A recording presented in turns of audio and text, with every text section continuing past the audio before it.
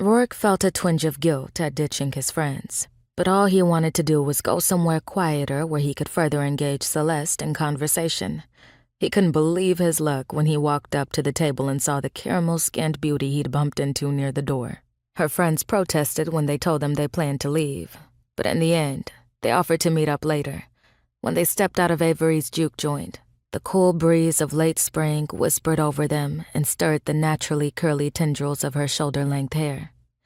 Cars drove by at a slow crawl.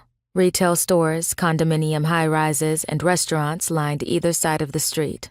Men and women dressed in their weekend best passed by on the sidewalk. "This way," Roarke said. "How do you know about this place?" "Just because I live in Athens doesn't mean I don't know what's going on in the big city," he joked. He directed her down a side street toward the open door of Tito's lounge. "The drive's not bad, so I come to Atlanta every so often to take a break, but I don't get to do it much."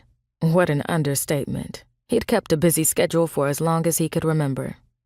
Tito's lounge, located in the lower level of a 3-story building, was already filled with patrons anxious to see the night's live performer. As they approached, the buzz of conversation spilled from the open door and filled the air outside the cozy space. Celeste preceded him into the lounge, and he took the opportunity to rest his hand against the small of her back, as if to guide her through the door.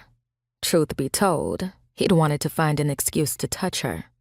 Warmth suffused his palm, and he kept his hand in place, as if it belonged there. He enjoyed the curve of her back through the gold dress, and he wondered what it would be like if he touched her bare skin. She glanced at him.